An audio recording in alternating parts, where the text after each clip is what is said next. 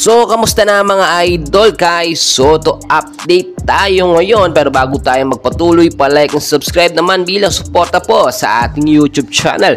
Kai Soto, may plano pala talaga or planado pala talaga ang pag-trade niya dito nga po sa Yokohama B Corsairs. Dati pong head coach ng Yokohama, ito nga pong si Coach Kyle Milling, which is nakita natin sa ilang mga larawan at mga updates na siya palang humawak dito sa Yokohama. So sa sinasabi nating loan agreement ay talagang usapan na or pinag-usapan between Wasserman at sa head coach nga po ng Hiroshima Dragonflies. Pero meron tayo nakakuha mga updates na hindi pa nga fully na i-release ng maayos ng Hiroshima itong si Kai Soto para makapaglaro dito nga po sa Yokohama.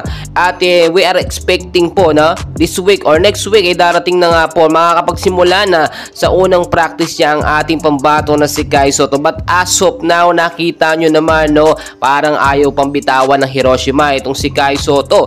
At dahil nga po naging head coach si Coach Kyle Milling ng Yokohama, posibleng sistema ng Yokohama o ng Hiroshima pa rin nang maipatupad dito sa Yokohama B Corsairs.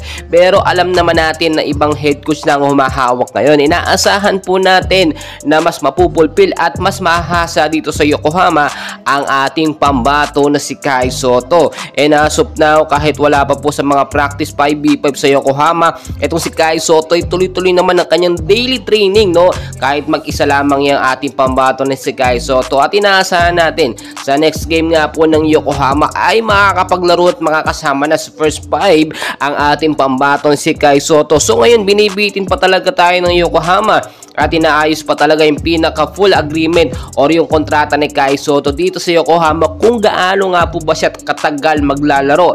At ngayon ay na rin sa mga nakuha natin mga sources, insider ay depende sa performance si Kai Soto ang kanya magiging kontrata dito sa Yokohama. Kapag maganda ang pinakita niya, well, mabibigyan niya ng mataas or mahabang kontrata. Pero kapag pumalpak at hindi na-impress ang head coach nga po at ang Yokohama, ay posibleng matagalan or mabilisan ng kanyang kontrata dito sa Yokohama at lumipat na lang sa iba't ibang mga team.